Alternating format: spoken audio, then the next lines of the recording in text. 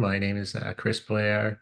I'm a software engineer by trade, but this year, March 2023, I started building the brand In or Out. Um, the motivation behind it and the purpose of the brand is really to serve the mental health community and specifically people with autism and ADHD. Um, I've been affected personally by those two disorders. My wife is a late diagnosis, autistic, and my oldest daughter, I have two daughters. My oldest daughter also diagnosed with autism. And I ended up finding out like a month, in like a same month's time frame, my wife and my daughter. Um, but prior to that, I had not a real idea what autism even was. Um, I You kind were of, you were ma you were married to a woman with it, and you didn't know what it yes, was. Yeah. yes, for probably at that point nine or so years. So um, there's levels to autism, as I'm sure everybody knows. But I just had never really, I had encountered it, but I had never really acknowledged it and understood it. So it was pretty devastating for me as a husband and father to kind of come into that realization and really understand that the condition was permanent. And it's not something that you can go away or teach somebody out of. It's just the way of thinking. Um, and a part of that motivation to create the brand was also kind of fueled by the recent movement in AI. Uh-huh. I think I even wrote like a post on one of the social media outlets as ChatGPT started to gain momentum. Oh, like wow, like I can't wait for some of the products that are going to come from this, or something to that nature. Um, and then I ended up kind of diving into it and building a product out of it. Um,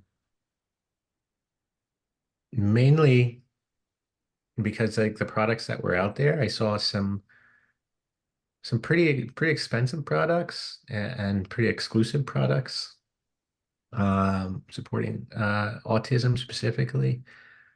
So another goal within this brand is to make these products, but make them accessible. Like the product that I've been working on this year, a mobile assistant, uh, it's going to be largely free. Um, and just the strategy in doing that, and I'm no like millionaire or billionaire, definitely not a billionaire. Um, so, I can't afford for everybody to, pay everybody's chat GBT. So there was definitely some engineering uh, strategy involved in delivering a free service for all. Like what would the features look like and how much would it cost per request or query, and how can I minimize that? Um, And those are some of the early struggles that I had, but I knew I wanted to make something that, and I'm talking about the mobile app product that addressed uh, communication and executive function. So over the course of this year, I gathered a team. I worked with a designer. Just 1 second, before we dive into the team and the app, because like you, or like you before you had your wife and daughter diagnosed with autism, I have a very cursory understanding of what that is and what the actual challenges are. Um, could you tell me just a little bit about like what is it like and what is hardest about it, Sure, for you and for them, because there are like at least two sides to the story. sure. Um, so it can change per person. Everybody's autism is slightly different, but there are some common three themes. And one of them is in the intense emotions. Mm, Um, so my wife, prior to her diagnosis, myself and her family, my family, we all knew her as an angry person. And that was like the label that she was given because she would get into these fits where she would just yell, and it's just like, okay, Patricia, her name's Patricia. She's angry. We all know she's angry. Just let her yell, get it out. Let's get on with our lives. Um, but it was consistent over time. As I said, like that was kind of like her label. And one of the things with autism is that you get into sort of this state of, I'm going to call it frustration. Um, it could be more than that, but the like a therapist would call it a meltdown, where you're acting irrationally. Maybe you stub your toe, so now you're going to take a baseball bat and bash a window. Like, um, and I you gotta have say that does not sound very abnormal to me. Uh, I am like I just personally and my son as well. We have uh neither of us have been diagnosed, and like we tried to see if that was the diagnosis. We don't have that particular trait, but we do have a very intense emotional response to things. Uh so like if my kid stubs his toe and breaks a door, that is, that's the normal thing in this house. Um so I can at least relate to that part of it. Yeah, and it can seem very, very normal. But then another consistent theme is sensory sensitivity. Hmm. And that can come in many forms. It could be the sense of touch, it could be particular flavors that you have to have. It could be sounds. Um, and sight depending on the person, if you see something, maybe you have a reaction and go into the meltdown state.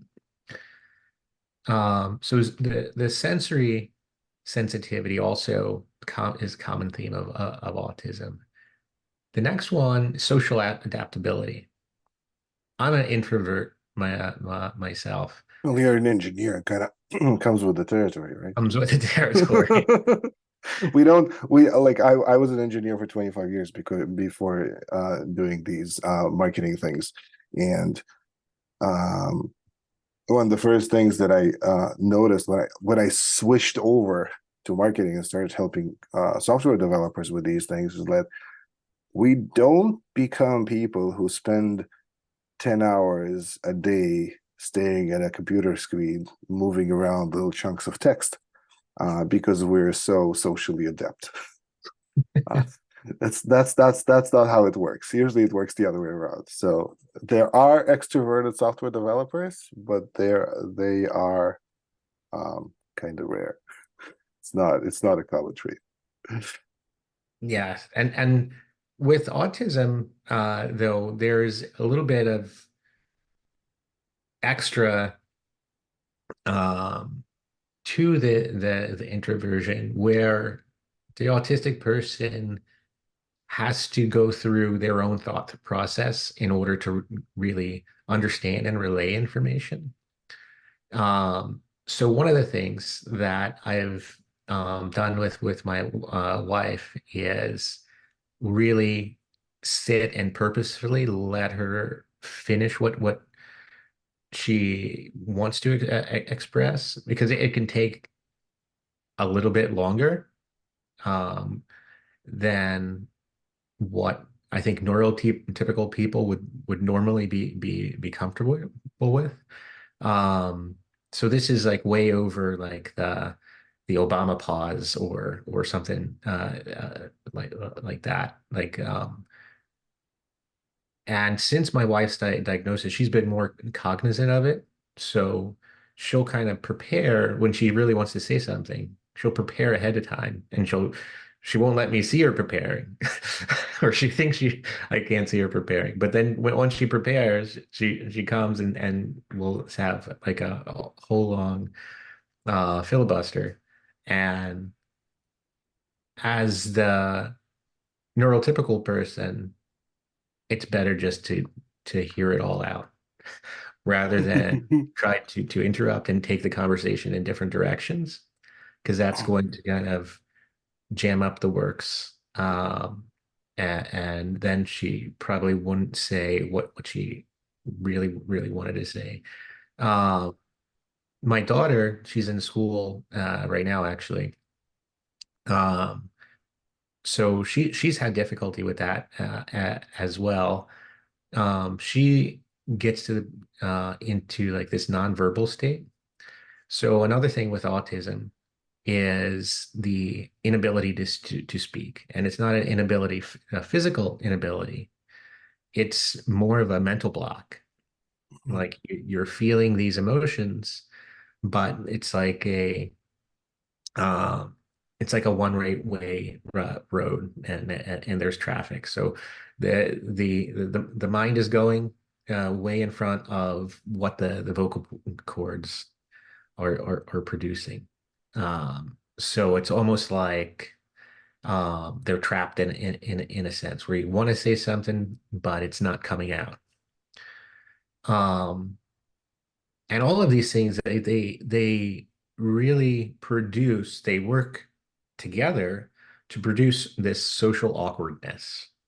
One of the sadder stats around autism, the majority of autistic people, the causes of death are most often suicide or accident. Um, because there's so much of a stigma with kind of this social awkward behavior, like pausing in conversations, not being able to be interrupted, getting angry at odd times, having this social sensitivity. These all kind of um,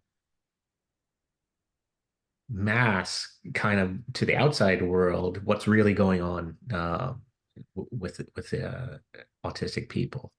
And it is that they're autistic, and that they need help in navigating these situations.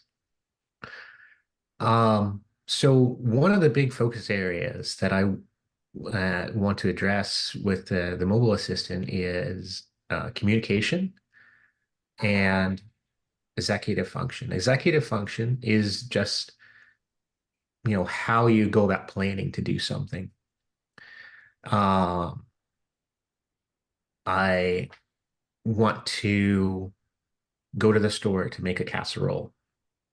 I have to see what I have in the cupboard, maybe take a note of everything I have, plan what casserole I want to make, and then go to the store, get all the ingredients, come back, and go through the steps of creating that casserole dish. This could be overwhelming for an autistic person to get done in like a reasonable time frame, like say like an hour or so. They may spend the whole day thinking about this. Very similar to ADHD, where in ADHD, you have intention and you have executive function, but then your attention gets grabbed by something else, and then you veer off course. Um, so those are the two things, communication and executive function, that the app really looks looks to address. Um, Now I Those said sound like that. two very, sorry, those sound like two very different things, like two very different aspects of the difficulty. Because the executive function seems like something a person does with themselves, some kind of planning, some kind of monitoring, some kind of coming back to whatever they were doing before. Um, Planning, doing, completing, like a neurotypical person has the cycle of planning to do something, then doing it, completing it, then planning the next thing, and kind of going in a cycle that is more or less linear. And from what you're saying, keeping that linearity is really difficult. So that seems like one thing. Communication seems like a very different kind of problem. Uh, do you see them as one thing, or like I'm just exploring here my own understanding of this? I do see them as two separate things, but the and this is kind of goes into the uniqueness of the app and why I think people should use the app because it kind of melds the two things together and addresses both. Mhm. So Because both are common to the same kind of condition. So they're separate in terms of when and how it happens in life, but they happen to the same people throughout the day, yes, um, in concert. Okay, yes. cool. And if you look, you'll see apps, you'll see activity tracker apps, you'll see communication apps built for autistic individuals. So my app is kind of like a meld of those, and Mhm. the two things interplay with each other. Um, so on the communication side, uh, you can speak, you can type, you can visually uh, choose pictures as communication. This is like a visual communication board. There is a whole open board format that exists out on the web. And essentially, it's pictures that you can pick out to say common things. Uh, So that's to overcome that block of expressing yourself where the mind goes 100 miles an hour, but you can't yes, actually express what you want. yes. Um, and the interplay between them. So you have this ability now to maybe talk with pictures or talk with your voice or talk with your hands typing. You can take that, whatever, and you can vocalize it within the app. There's text to speech. You can send what you are communicating into the activity component to create an activity, or communicate to a caregiver, which could be a therapist or your spouse, parent, uh, so on, so forth. Um, and there are, I mentioned before, there's levels to autism. Severe autism, some people just don't speak at all, like their whole lives. Um, and that's when like more of the visual communication tools, gesturing, um, becomes beneficial to those people. Right. Wow, that's fascinating. It's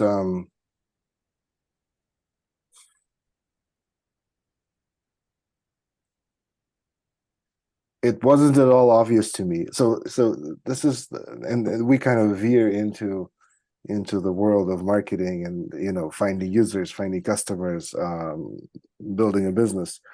Because you and I are both engineers, or at least I'm kind of a former engineer. Figuring out how to build a product and building a great product is a natural extension or a natural expression of our talents, of our skills, of our training. Selling it is not. It's a very different. It's a very different skill set, and in some ways, it's contradictory to um, So there is a way in which the better you are as an engineer, the more difficult it is to sell and market things.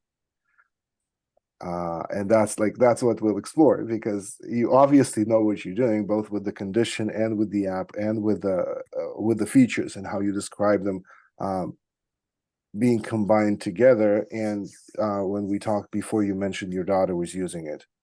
Uh, Yes. so you have proof that this works. Yes. The Um, MVP works. is the MVP is your daughter.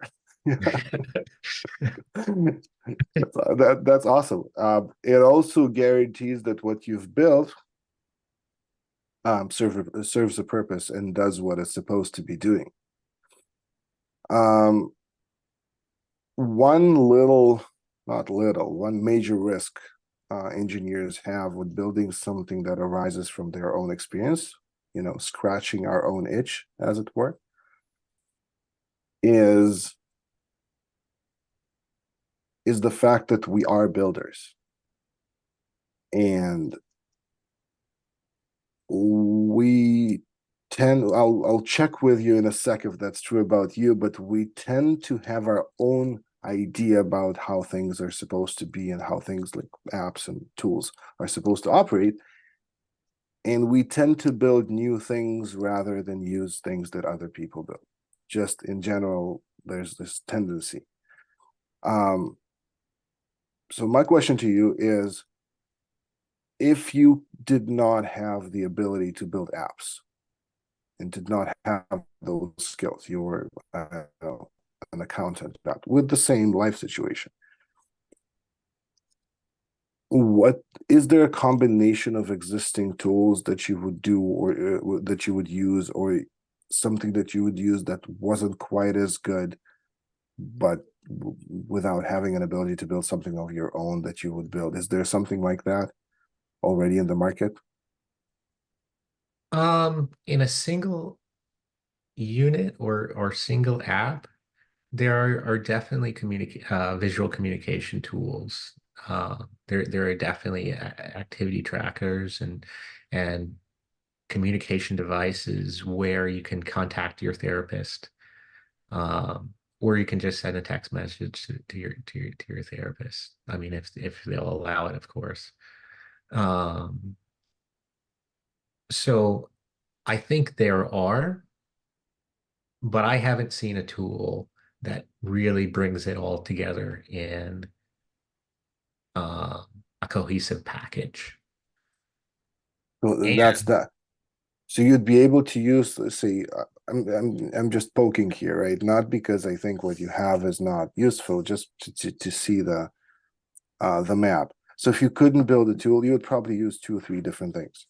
A yes, communicator of some sort to use within the family, maybe another sort of communication tool to use with the therapist, maybe a third thing to help with planning and executive function, the planning and the doing of things. And these things would be unrelated. Is that is yes. that how you would go about like solving this, or would it be like pen and paper? For me, it would probably be pen and paper. But I can't really think about me as being like the sole user. As we already kind of went over, I can get in front of the computer and type endlessly for hours on end, about the most random things. Um, so not everybody is going to want to do pen and paper. Not everybody is going to want to hop between apps. Um, the interesting part is I think more I get these features kind of interplaying with each other. I, th in my view, I think the more that it's useful for the general population rather than just being still targeting autistic individuals and individuals with mental health issues. But when you can get like value in a number of different ways out of this device, um, then I think it opens up. more doors for people like with what is it, PSD, PTSD, PTSD. PTSD, post-traumatic stress disorder, depression, uh, and a whole lot of bipolar. I mean, you can get more utility out of it by having these things interplay together. So that's kind of the thing that I was alluding to earlier with engineers versus people who sell. As engineers, we value things that are generic, that are abstract, that can be used. One thing can be used for many different purposes. We value completeness. We value a certain aesthetic of how things come together. And predominantly in the market, people just want a thing to do a thing. They are this has been a tremendous revelation for me personally. Wait a second, so you don't want this flexible thing that you can do everything with, and then you can kind of guide it in your own way. You actually wanted to do this one specific thing that you know. And turns out that, especially in business in particular, but even in everyday consumer life, people are not looking for a hammer to put a nail in. They need a nail put in a particular specific situation, and they want something that will do that. Obviously, a hammer has been around for a very long time, so people know what it is. But if it's something new, the immediate question is like, what does it do, and how does it relate to what I'm experiencing? So we have here like a broadening of scope. Oh, communicating with my therapist through pictures when I can't form words. That's a very, because I have autism. That's like a very narrow scope of something and a very specific problem that a person may have. A different person, and not because they don't have other problems, it's because that's where their focus is. A different person, also with autism, maybe even roughly in the same spot on the spectrum, that thing is solved by some other means, whatever, WhatsApp is working well enough with recorded messages. But the problem of planning what they want, what they need to get at the store for the casserole is difficult, and they haven't been able to find the right thing. And having a plan with pictures and kind of going through them, or a task list with that would work for that kind of mind is what is really missing for them. Now, you combine these and then you go broader. Wait a second, this could be useful for autism of different points in the spectrum, maybe Asperger as well, which is kind of like the lighter version, but it could also be used for other types of mental health conditions. And you go broader and broader and broader because your engineering mind's like, well, we can reuse this function basically for all these different things. And in your mind, and allow me to guess here, this increases the usefulness of the app. But what it also does, it makes it that much harder to sell. So it's a constant battle between our desire to build something that millions or billions of people would be able to use and what it actually takes to have people use something. Because you can compare it to starting a fire by putting like logs together and using a lighter to try to start it. That's not how it works. You need tinder, you need kindling, you need a few people, you need to start very, very narrow, with both in terms of the amount of people you're working with and also with the things that it does, with the specific things that it does. And one of the reasons we tend to go so broad beyond our kind of engineering tendencies is that we are predominantly users of mass market products. Very few things that we use in our daily lives is a niche thing where we are one of 500 people that use it. But most solo businesses and small startups succeed by targeting these tiny niches, which we are never on the buying side of. Just statistically, it's so rare. I don't think I use anything that is that narrow in my life at all. Like everything that I use, from my headphones to my cup of coffee to my MacBook to every app I have, these are things that are used by millions of people. So I don't have a perception of what it is like to use a product that is used by very, very few people, that is specifically targeted to a specific niche pain or need that I have. And this also relates to the idea of price. Things are cheap because they're mass market. Netflix is whatever, $12 or $15 a month because they have like 500 million customers.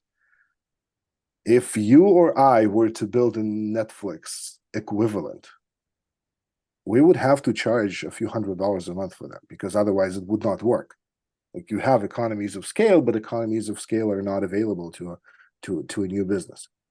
So the way companies work around that is that they get a lot of money, a lot of VC funding, and then they operate at a loss for sometimes forever. Right? Like, they operate at a loss and then exit, get sold, and still operate at a loss because the mechanics there, Amazon, I think, took 15 years before they started operating at a profit.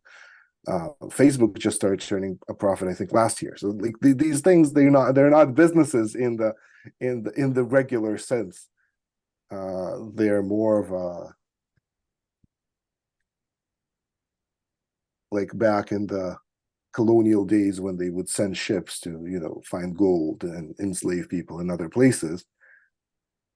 It takes years, right? It's like you operate at a loss for years, and it's a gamble. And for people who are trying to do something potentially as a business, and you mentioned that it's not like you want it to be cheap or free, but you also want to make it into something you live off. That creates another source of tension that needs to be resolved, right? So if you price it the way you would want people to buy it because you want it to be available to people everywhere in every country, then building a business you can live off is going to require an insane amount of marketing and exposure that you can't do. So those like three different points of conflict between the desire of building a product and you're more than building a product. You want to change the world. There's like there are people in pain experiencing a difficulty, a real everyday difficulty that you want to help. You know this personally, and like both sides, right? The parents of kids with autism, or the kids of parents who have autism, or friends or therapists. By the way, just from your story, the different circumstances are different. Parents with kids with autism is one thing. A relationship between a patient and a therapist is another thing. A participation in a group is a third thing. A romantic relationship is a fourth thing. These are different circumstances. To an engineer's mind, well, but these are all instances of the same class. But in practice, in real life, people don't think that way. Like, we've been that just drives me crazy. We spend decades absorbing that state of mind, that, oh, this can be used for that, and how can we make it more abstract, more beautiful, more. And then you go out into the world, try to say a thing, it's like people just don't think that way. They don't have People don't think in classes of things. They think in specific things, in specific instances. So to kind of sum all of that up,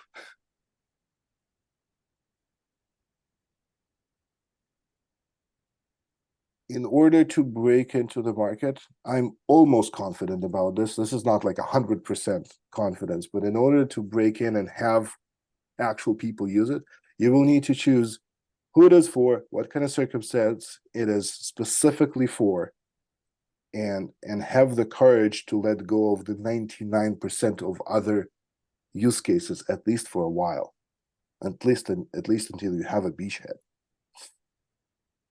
Because if you have 20 families, 30 families in the Jersey area where the parents are neurotypical and one of the kids has autism,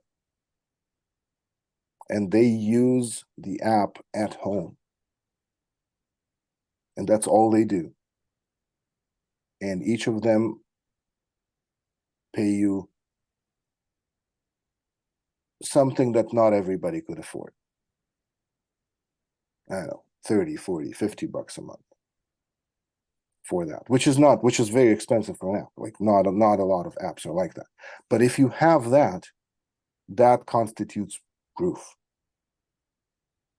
That's real, like that's real proof. And I'm saying in the Jersey area because yeah, like if you've met all of these people in person, even, or you talk to them on Zoom, but you get coffee at the same places, or you visit, or you studied in the same college, that makes that so much easier at first. And then having that proof and that monthly revenue, you can go on and build so much more. First of all, with that in hand, you can actually get an investment. Like, look, guys, I built this thing, I'm selling this thing. Here are the people who are using it. Real things, real money coming in. Now I need $1 million to make it worldwide. It's a completely different message versus I built a thing and I'm using it with my daughter. Now, is that to say that my target audience, you think, is too broad, or do you think there's too much going on with the features? I don't know. I would definitely say your target audience is too broad because that's just an absolutely true thing for every entrepreneur I've ever talked to, including myself. No one ever goes too narrow. We don't think that way. We always go too broad, just just as a default. We always think about, oh, but how do I scale this? Oh, but there are only so and so people, um, hundreds or thousands of people, and we all have this dream of serving millions of people. So we all have an intuitive desire to broaden the scope. So I would definitely say the audience is too broad. Feature wise, I can't tell. You're building these features for the specific circumstance of communicating with your daughter. Are you using it with your wife as well, or is that not as? My wife has used the chat. There's a chat feature where you Mhm. can chat with a therapeutic chat agent. Mhm. My wife has used that a couple of times. It's multilingual. My wife is Brazilian, so she'll speak to it in Portuguese, and she'll have a conversation. She tested it out. Um, But it uh, sounds like your daughter is using it constantly. Like it is a thing. right now, I she uses it during meltdowns. Usually, I'll think of it when she becomes like very unresponsive, and my wife and I have a difficulty in kind of getting her attention and getting her to kind of do a back and forth conversation or take part in a conversation or sometimes listen to us at all. Um, and then she'll do repetitive motions, and she'll get just trapped in that repetitive motion. It's called stimming. It's stimming. Yeah, yeah. I was just remembering that. I've seen this. So I'll give her the app, and she enjoys the app. She likes she did a recipe on the app and had the app do a recipe for her for she likes spicy food, so it was like some spicy chip thing. And then she'll talk to the the AI chatbot, and she'll use the visual communication. Sometimes she likes clicking through that. Um, I did like some custom art and some stock art within the visual communication. Yeah. So she kind of likes that. And then she'll do a lot of emojis. Um, I think that's probably her favorite thing is just All going right. into. So let me just pause you here and show you what your app is really perfect for. Because you just defined your perfect audience, your perfect circumstance, and the specific use case. So it's not for autism, it's for autism related meltdowns. It is not for the kids with autism, it's for the parents who have kids with autism because the parents can break through. Yeah, it grabs her attention. I don't know if it's going to work for everybody or Right. every. Well, but in your specific circumstance, the thing that you solved for yourself, Mhm. you're how old are you? 43. Oh, 1980. Nice. So am I. How old is your kid? She's going to be 8 on Friday. Happy birthday. First of all. So like this is what is an excellent starting point. You're a 43-year-old dad, you're neurotypical, you have an 8-year-old daughter who has been recently diagnosed with autism, and you've been tearing the hair that you have out trying to figure out how to communicate with her during a meltdown, which happens on a daily basis. And this is it. Now, this is not your half a billion customers, but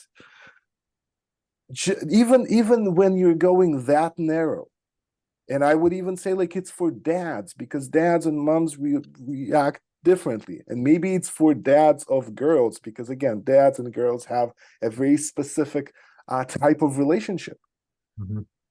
and it also makes it instantly relatable. One of the things that a landing page, for example, as a marketing thing, should do is you look at it as like, is this for me or not? And if it says for dads of girls who have recently been diagnosed with autism and the girls have daily meltdowns, you immediately know if this is about you or it's not about you. And if it is about you, then oh my God, this is a blessing. Now, why am I saying dads? Why is this relevant? Because dads are much more um,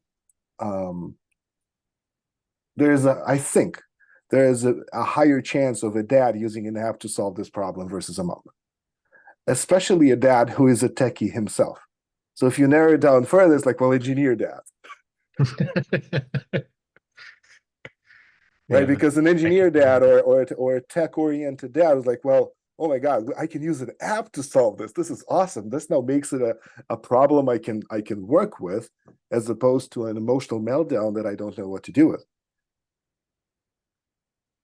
I've been trained as a life coach, and I did a lot of let's say unofficial therapy in my career, in kind of my other career. Uh, so I can deal with a meltdown, but most dads don't know what to do. Just like in terms of behavior, like what are you supposed to do? You wait it out, like you try to communicate, even like a regular meltdown, not an autistic meltdown. So this is when you frame it like that, it's essential. It's impossible to ignore, and you'd pay whatever because like, the problem is tremendous. It's a daily thing. Like, what does it matter if it costs $5 or $40 or $100? You can't quantify it. And to top that off, it is built by a dad who has an autistic daughter who is experiencing this daily and is building it from your own experience. Just compare that to, oh, I built an app that supports people with autism with their executive function and communication needs. Two completely different things.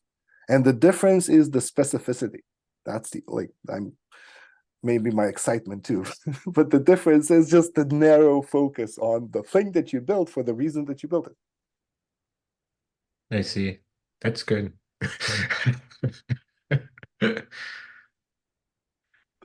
That's good. I never thought it really thought about it really in that light. But you're right. It kind of it's less complicated.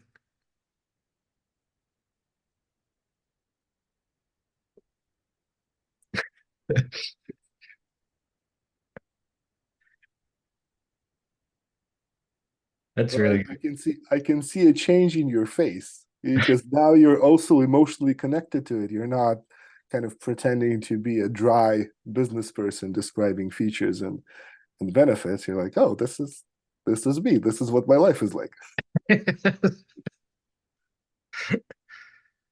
And yeah. because this is what your life is like, if you want to go in any kind of marketing route, you want to write content about this, which is a useful technique. You want to record videos about this, which is a useful technique. If it actually relates to you on a personal level and you allow it to relate to you on a personal level, that shines. You're not, you're not going through a bullet point presentation. You're like, no, this is my fucking life. This is what I do. Yeah. The thing, if I want, if suppose like, okay, 5 years from now, I go like full force into this narrower scope. Well, I think you kind of already mentioned this with your example of kind of families in New Jersey. Um, but if I wanted to do something else or uh, is it, do you think if I go to a narrower scope, is it harder to pivot No, to to no, it's easier to pivot. It's easier to pivot because you know who you are and where you are at. So if you have a tremendously successful app that helps dads with their daughters, then tackling an adjacent niche with dads and their sons should be easy. Tackling a further adjacent niche with moms and their kids is possible. Expanding to the therapist relationship with the parents and with the kids should be possible. Expanding to adults with late onset or late diagnosed autism should be possible because you already are a brand. Not to mention that you have a functioning business, all the experience of building this out, marketing it, selling it, understanding the relationship with customers, a team, and so on and so forth. If 3 or 4 or 5 years down the road you want to grow and you want to expand, you can do that. And life is pretty unpredictable, so I don't even know if that's what you'd want to do. Maybe you'd want to sell the business and not work. Like, who knows? It's not it's not obvious that 5 years from now you'll be the same person with the same needs and wants that you have right now. now? This has been some really valuable advice. I actually did expect like an aha moment. Well, if we didn't have an aha moment, then I'm not doing my job. Right? This is what I do.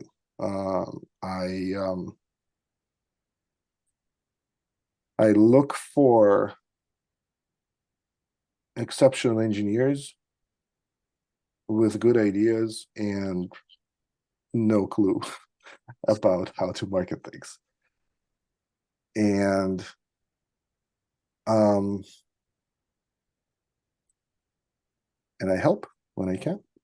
Sometimes for a fee, sometimes like this. So it's like That's what I've because there's so many beautiful ideas and beautiful apps locked behind this inability to find users and customers because of the specificity of the way we think about problems. Just as engineers, it is an actual limitation. It's a handicap that we all carry around. And sometimes engineers make it randomly. You know, they build something and it takes off. It is extremely rare for it actually to take off on its own. Usually, these people get transformed in the process into something that is bigger than an engineer. They become business people. They kind of grok it. Most people drop it. Most, like, I mean, like beyond 99%. They try it and it doesn't work, and then they drop it, and then they go back to a job, and maybe they try again a few years later. But it's really hard to push through that. Um, if I know we're over the hour time, but I the whole time I'm here kind of thinking. I know that you are the founder of Growth Labs. Yeah, Could you give me like some background on kind of your journey as a founder and yeah, sure. uh Just give me a sec. I'll tell the next guy I'm meeting with that I'm going to be a little late, so we can keep talking. Just a sec, because I'm really enjoying this conversation. Um,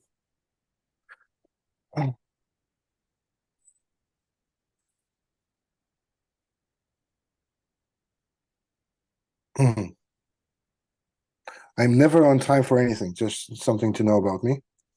Um, I'm always a little late. again, really thank you for making time for me today, Ellie. 15 minutes. Okay. Your own journey.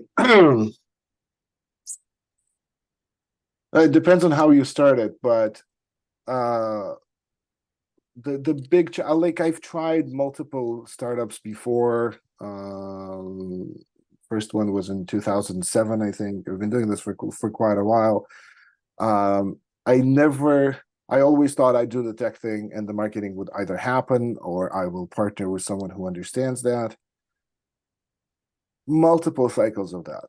And when COVID broke out, my daughter's second kid was born. I was laid off from my last job. I'm like, okay, this is the moment when everything falls apart. This is the moment to step up.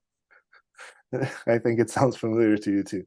Um, and I decided that I was not going to get back to a job ever again. It was also my 40th birthday. I'm like, okay, we're done with this. This is not. Uh, the last company I worked for was the most amazing company I could imagine working for, and yet it was not enough. I wanted freedom. I wanted to fully express who I was, and no job can do that. Anyway, I've been working on a, by the way, mental health app um, at that point for about a year and a half. This is a um,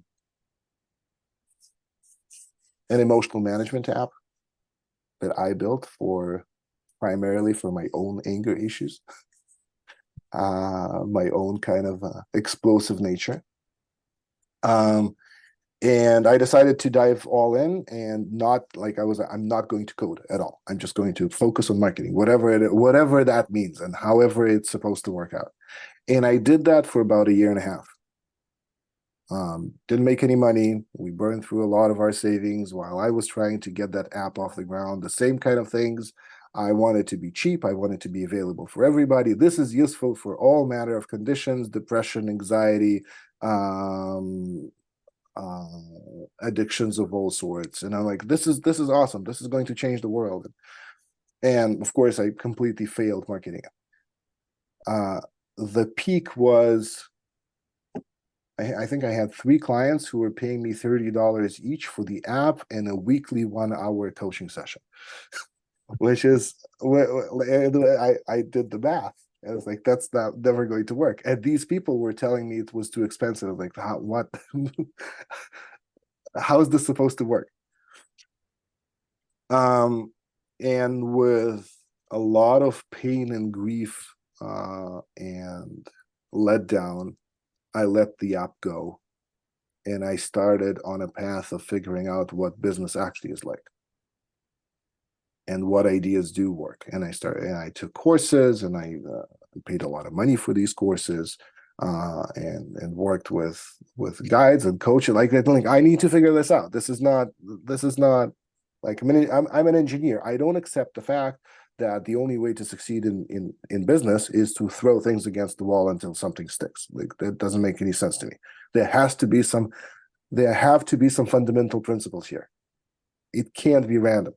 While everybody around me in the indie hacker kind of solopreneur community kept saying, oh, you just build 12 apps in 12 months or whatever, and eventually something sticks. Like, no, can't be. Not here. Um, and I kept trying different things. Most of them were not about code. I stopped coding. I said I won't code for a living. I'm trying to do business. Um, and as I was doing that and I was writing about that on Twitter, people started reaching out to me and asking for advice. I'm like, wait, are you asking me for advice about marketing? I don't know anything about marketing. Don't you get it? I failed. I tried. I'm not good at it. I'm still trying to figure it out. But it turned out that in the process of failing, I did figure out some things.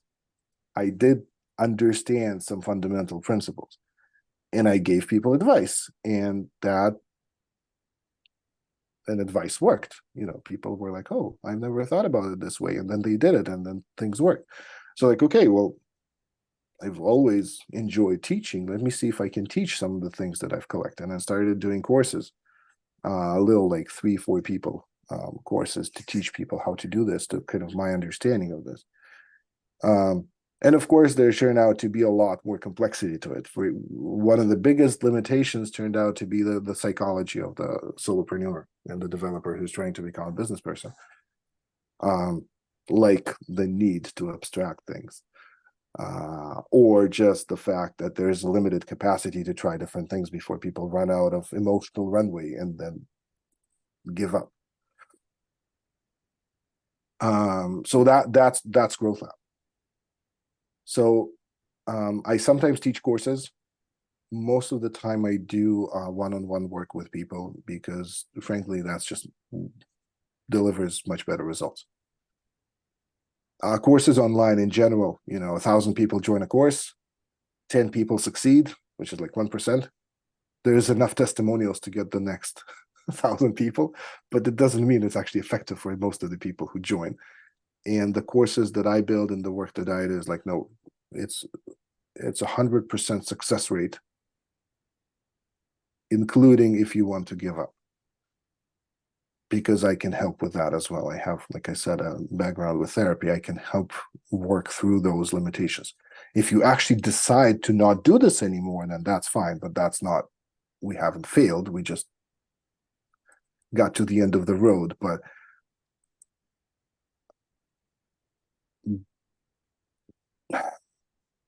I'm not okay with taking on people in the course and not doing everything that I can to help them succeed, which means that it devolves into one-on-one work anyway.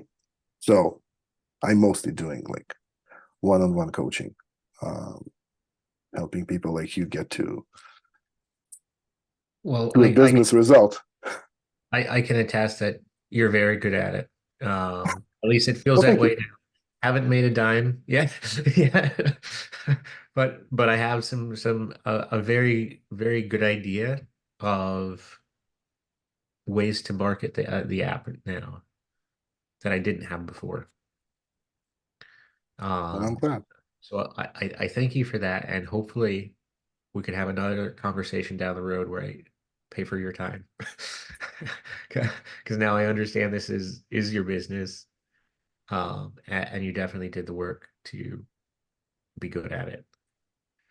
Thank you. Thank you.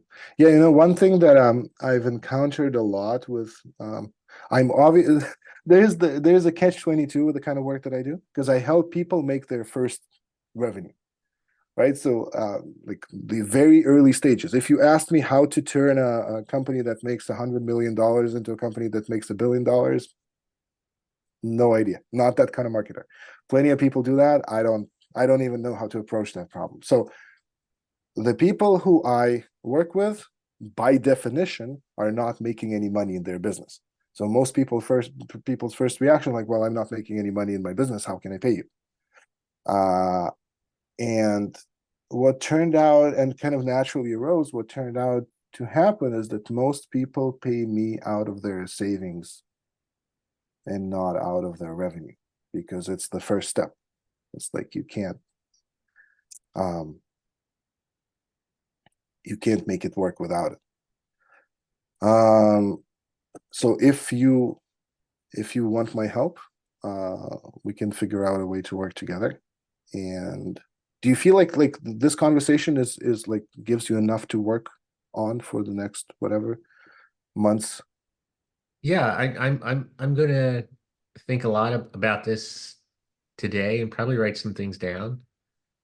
Um, I do have a little bit of a process, and Of course.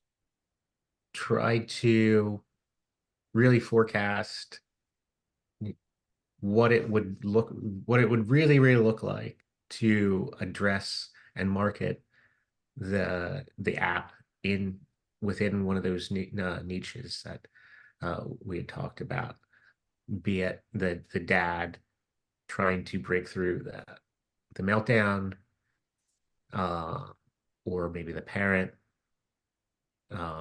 assisting with the meltdown. There are some things that I still need to kind of really figure out on my own. And with the app and like some of the things I had already kind of formulated with the app and launching and scaling the app. Um, but I have very good feelings about it. Um, so I think Awesome. that to answer your question, yeah, I'm super impressed with um sort of like the resolution to a very specific thing. And I could definitely see myself buying more of your time, uh, maybe soon, Okay. not too soon. All right. Well, yeah, you know where to find me. You have my email. You have we're in touch on LinkedIn. Yes. Um, you are doing beautiful work, Chris. This is so important. Thanks, Sally. This is so important. With that, I know you told the other guy that you were talking to. I don't know if it was a guy. Yeah, Uh, it is a guy. Yeah, no, now I need to switch over to that call. Um, but great conversation. Thank you so much, and I'll definitely be in touch. all right. Also, for the recording, what are your thoughts on publishing the recording? I don't mind. I know my family would like to see it. I think it would be very valuable to people. Yeah, I think we did some good work here. Um, and I would love to publish it if that's okay with you. Yes, yeah. All right. I will do that. I will do that later today. All right. Talk to you All later. right. See you, Chris. Bye bye.